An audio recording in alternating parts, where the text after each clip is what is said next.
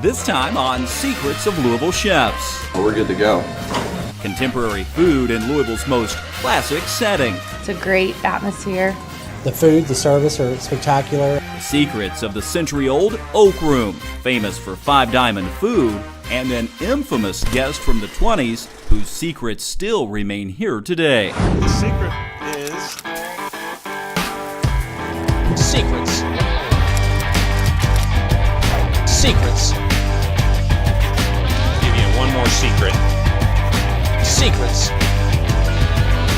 That's the secret, yeah.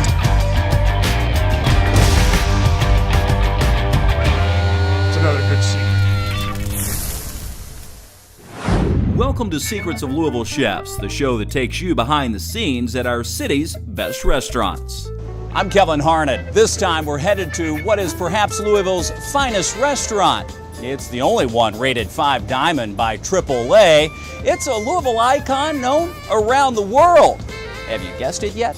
Final hint, it's downtown on 4th Street in the historic Silva Cocktail. Yep, that's right. We're going out to eat and into the kitchen at the famous Oakroom. The Oakroom has been here since Louis and Otto Silbach built the hotel back in 1905. But it wasn't always the fine dining restaurant it is today. The gentleman's billiards room when it first opened. The ladies had to wait for their gentlemen out in the ante room and have tea service because ladies weren't allowed in those places of alcohol and things like that back in the day. And over the years, the Silbach has played host to a lot of famous faces. F. Scott Fitzgerald wrote The Great Gatsby here and used the hotel as a backdrop for the book's signature wedding. Julia Child's been here. I've waited on President Clinton. And in the gangster era, it was a frequent hangout for Al Capone. A lot of our out-of-town guests like to come to the Oakroom just because it's so iconic as far as the architecture is concerned. Whenever you bring friends to town, they want to see the historic bar and they want to have the historic drinks, and so this is always a wonderful place to bring people. Every Sunday our menu changes on the Sunday brunch, so we have a lot of regulars that come in. You get a wonderful array of different types of food. Patrick Roney is the chef de cuisine of the Oakroom. He grew up in Maryland and comes to Louisville via San Francisco, and a career on the Caribbean Sea cooking on private yachts. So it was like a 5-year honeymoon. On his breaks, he'd come here, his wife's hometown. And we used to come back and visit from St. Bart's or wherever we might be in February, and we come vacation here. After tasting our food scene and watching a few episodes of Secrets of Louisville Chefs, he was hooked. And I always caught that show because I need to find out who the big chefs in town were. Hopefully one day I might be able to get on that, and well, here we are. So very happy about that. As are we. And now it's Chef Patrick's turn to reveal some secrets, starting with a duo of elegant, yet easy to make, seafood appetizers. This is a smoked salmon mousse that I made. Poached some wild king salmon, added some house smoked salmon in with it, and a little bit of cream cheese, chives, lemon zest. And I'm just piping this onto a little homemade potato chip. We're going to top this with a little creme fraiche and caviar. This is spoonbill caviar, local product, made right here in Kentucky. The caviar is extremely delicate, but here's a secret to making it a lot easier to work with: a small plastic pastry bag. It doesn't crush them, and they come out nice, and you can kind of reseal it when you're done. And it makes for a very speedy plate up. I'm going to top that with the chive, and then we're eating. Any dinner party, you can do a little Kentucky paddlefish caviar, some smoked salmon, and you know, not break the bank. And what's better than caviar? I haven't found it yet, so perfect.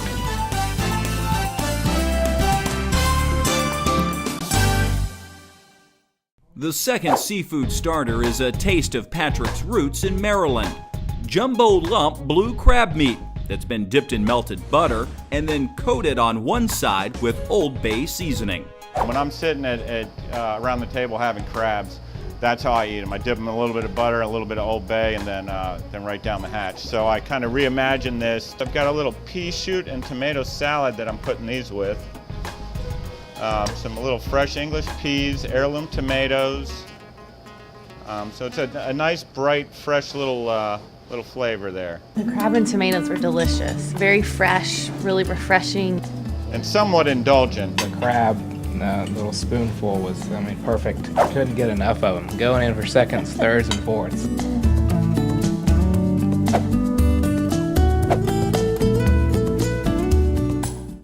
Now, if that doesn't get your taste buds going, and it wouldn't be dinner at the Oakroom without the quintessential starter from the bar, the famous Silva Cocktail.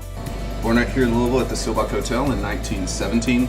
To make it, mixologist Aaron Pleben starts with an ounce of bourbon and a half ounce of orange liqueur. And the nice little secret touch here is 7 dashes each of Angostura bitters and Peychaud's bitters. He hits it with ice, gives it a good stir, and then pours it halfway up the champagne flute. The topper is, of course, champagne. Some bubbles here. A little orange zest over the top. Drop it in. There you have the historic Silva Cocktail. And kind of give you the old classic taste of historic Silva. Though the Silva Cocktail has been around since 1917, it actually disappeared during Prohibition. The recipe lost. It wasn't until 1995 that it resurfaced and the Silva Cocktail came back to life. And some say that's not the only thing that's come back to life here. Still ahead, the Silva's ghost story, in the words of someone who's experienced it firsthand. A lot of guests have seen her. Plus, Al Capone's secret Oakroom getaway. We'll show you how that worked. And it's back into the kitchen where classic meets contemporary. The secrets to a seafood dish that features carrots 5 different ways. Just the beauty of the dish, it's wonderful. All that and more when we come back to the Oakroom at the historic Silva Hotel on Secrets of Louisville Chefs.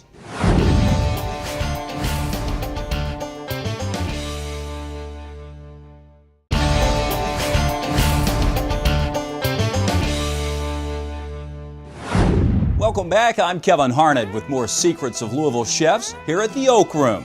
Coming up, we'll go back into the kitchen with Oakroom chef Patrick Roney and get the secrets to his signature pork entree, which he calls the 3 Little Pigs.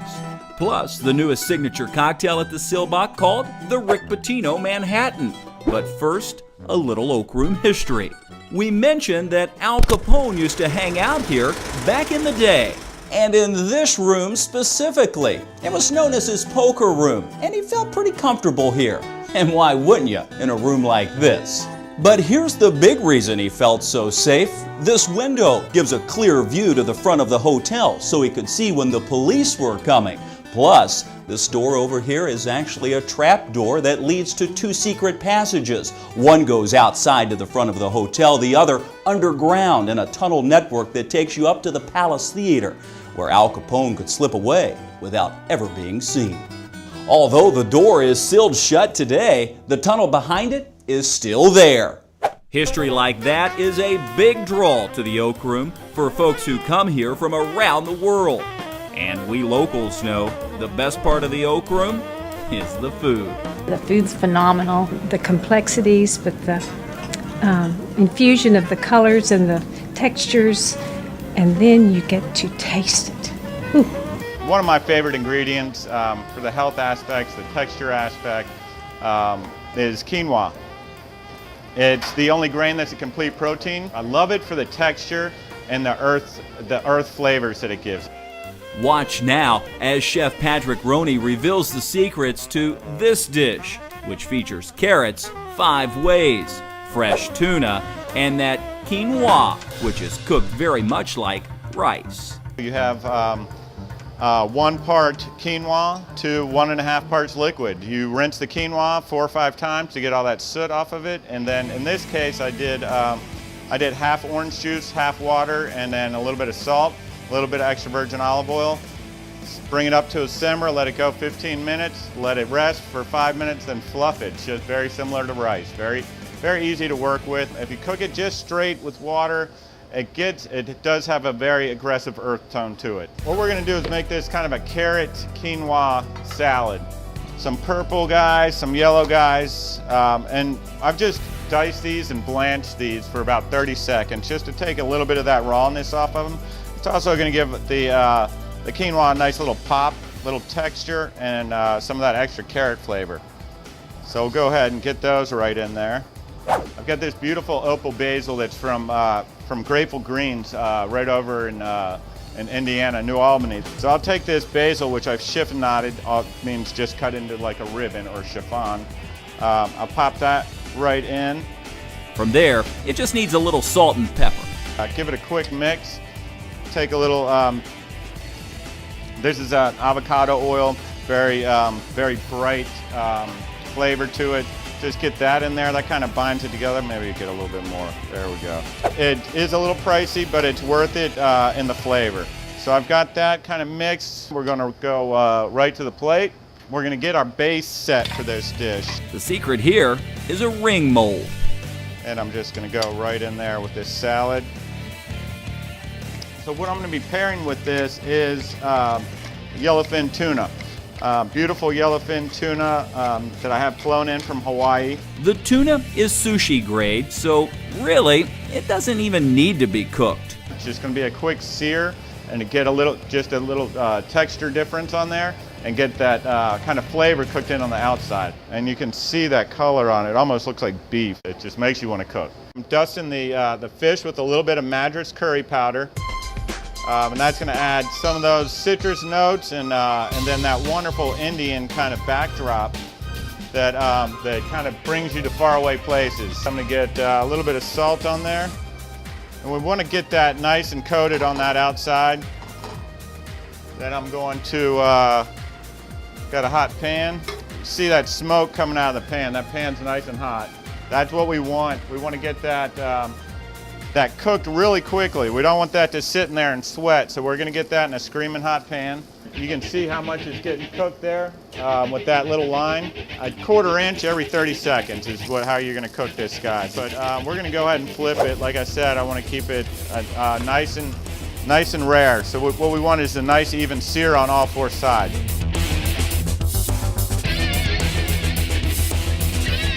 So I think we are good to go right there. Thank you, sir. Next secret, a long, sharp slicing knife. Let the knife kind of fall through that meat. You don't need to put a whole lot of pressure on it. You're just kind of like you're playing the fiddle. Now that his quinoa salad has had a chance to set, the ring mold comes off, revealing a tower of goodness. Then come the carrots again. I've taken some of these heirloom carrots, and I just took these and shaved them and put them in a little bit of ice water, and they just kind of curl up like that, and they make a pretty little garnish. So we got 3 nice little colors of carrots that are going to go down there. That's going to kind of hold that tuna as it falls away from this quinoa. The chef has also pickled some of those baby carrots with spices and rice wine vinegar. He puts those on the plate, along with a streak of basil oil. And I'm just going to kind of bring that straight across. And guess what? The carrots are still coming. This is a orange carrot vinaigrette, and that's just carrot juice, a little bit of that avocado oil, a little bit of salt and pepper, and just a pinch of that curry powder. And kind of bring it off to the side here. We've got tuna, and we're just going to kind of layer down like that, almost like steps. He tops that with a fresh opal basil blossom, and then get this, more carrots in the form of foam. A little bit of the molecular kind of side of things. I took the yellow carrots and juiced them, added a product called soy lecithin, which is an emulsifier. A little salt, a little pepper, a little bit of soy, and a little bit of citrus. So I'm going to take this little nifty hand blender, and I just kind of pop it in here. And so you can see that as I'm doing that, the bubbles are forming, and we're gaining this foam or this air, this carrot air that we're gonna garnish the plate with. And I'll have this kind of just whimsically playing in different areas on the plate so you can kind of dig into it. Different way of looking at seared tuna, you know, and carrots. Well, it's absolutely wonderful. The tuna is perfectly prepared. You know, perfect dish. Just the beauty of the dish, it's wonderful.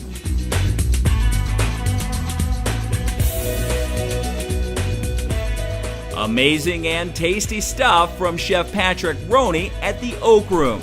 And if you're a meat lover, wait until you see what he has in store next. I knew this town has a very has a love affair with pork. It's pork 3 ways on a single plate. And then we'll go right into a chocolate guava dessert. The dessert is scary good. And so is the Oakroom's ghost story about the lady in blue. A lot of guests have seen her. Hear about this man's first-hand encounter with the guest who some say never checked out when Secrets of Louisville Chefs return.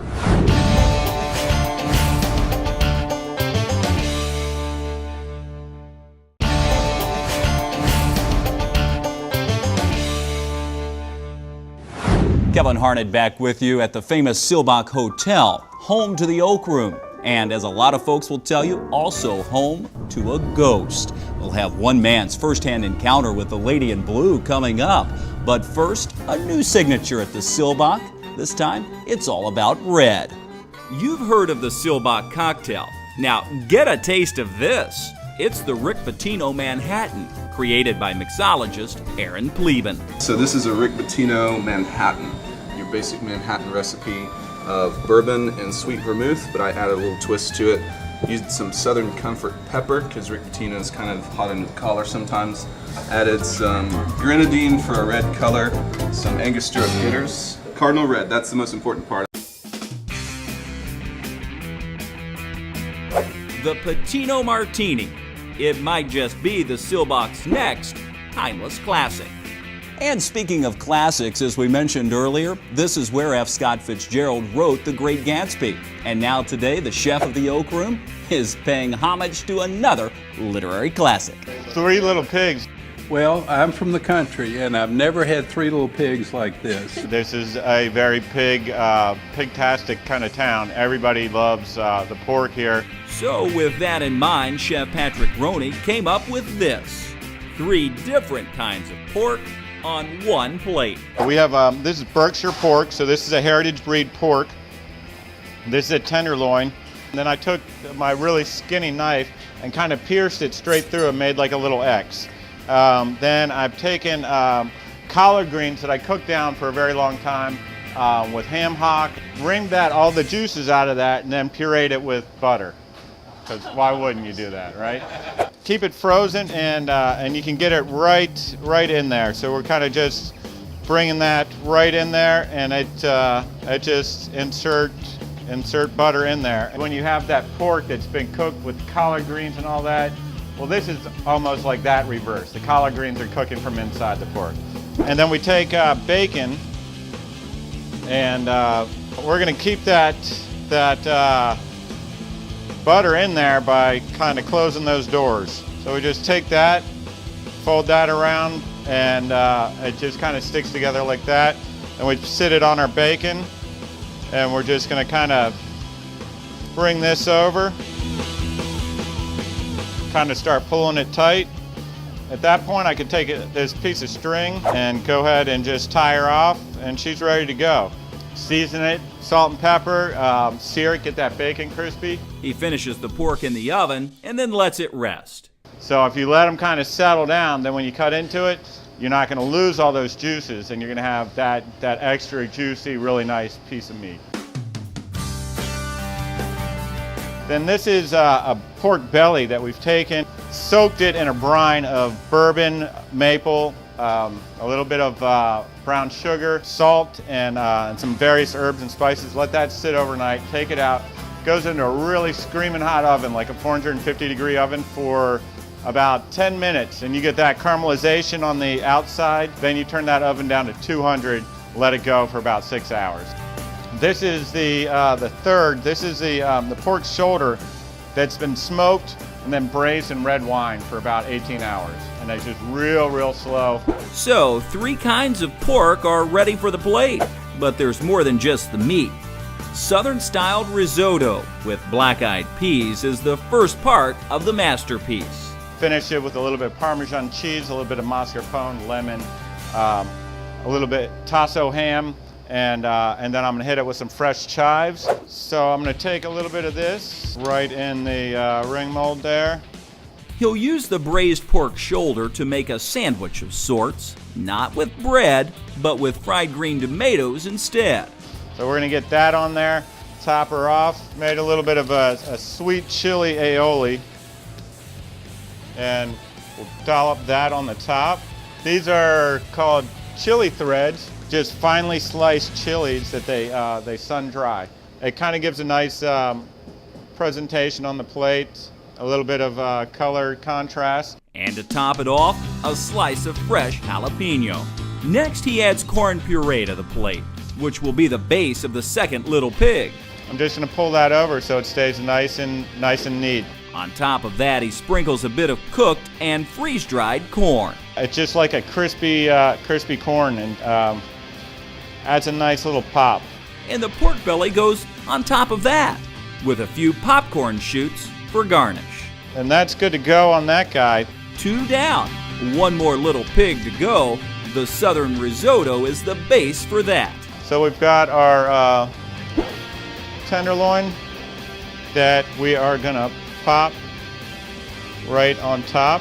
And we've got what I call barbecue demi-glace. It tastes like the best barbecue sauce you've ever had, but there's no molasses, no tomato. You've got bourbon, you've got a little bit of chili. We're gonna sauce that guy like that. I'm just gonna get a hint over here, just in front and behind that guy. This is a red vein sorrel, and it's just a pretty little leaf, and it just begs to be sitting there with that little pork. I chose to tackle it one pig at a time. Love the risotto too. It's really great. It's pork belly. You just taste the bourbon and the maple, and it's delicious. Hog heaven. It's just absolutely wonderful. I've never had pork that was prepared that well, presented that well, and tastes that good. So I guess I got to say I'm a Three Little Pig fan. Maybe that or The Big Bad Wolf. From the Three Little Pigs to the story of the Lady in Blue, the famous ghost story here at the Silva Cocktail in the Oakroom. One, in fact, that the captain here insists is true. Yes, everybody knows about the Lady in Blue. Troy Westrick has worked here since 1996 and says not only has he seen the Lady in Blue, he's actually talked with her too. But she's very nice. You know, I guess I wouldn't want to upset her. As legend has it, a woman was planning to meet her husband here, but he died on the way in a crash. The next day, hotel workers found the woman's body in an elevator shaft. Over the years since then, several guests and employees have reported incidents, like the time someone saw a woman in a blue dress disappear into an elevator, yet the doors never opened. And then there was this time Troy Westrick saw her, and he spoke to her. I was here on the Sunday morning, getting ready to open up our spectacular Sunday brunch, and I was walking towards the front through the dining room, and I heard a voice say, "Troy, we really enjoy what you're doing with the Oakroom." And I turned around, and it was the Lady in Blue, and she went from one side of the dining room out to the 4th Street side. Believe it or not. Now, here's one thing that is a fact. You won't leave the Oakroom hungry, and if you're a fan of chocolate, you won't leave disappointed either. Chocolate's kind of my thing, so. Kelsey Newman is the head pastry chef in charge of all the desserts at the hotel, and she's pulling out all the stops for us this time. I actually have 4 different kinds of chocolate in this dessert. The first is 58% chocolate. That's the sauce. It's just a little bit of chocolate sauce on the plate, and then this is just a little bit of raspberry sauce for some color and a little bit of extra flavor. Then, the piece de resistance, a stack of chocolate made with flourless chocolate cake, dark chocolate tiles, and chocolate mousse. And then the one here is pink guava mousse. Pink guava and chocolate go really well together. It's a very tropical flavor. It's just really light and airy. When it goes on the plate, I like to stand it up, so it's a little bit more interesting, more dramatic. Then she adds a piece of macadamia nut brittle and dried fruit and berries that get a quick dunk in honey and orange liqueur. And believe it or not, there's still one more chocolate to come. A scoop of white chocolate ice cream. And then the last thing, just a little chocolate cigarette sitting on top. And that's it.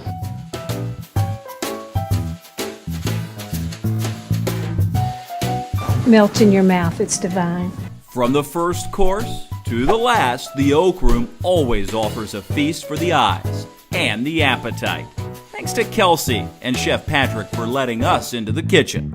And thank you for watching. Be sure to check us out online for all of the recipes, complete episodes, and a restaurant guide of our great city. You can find it at newlocaltv.com.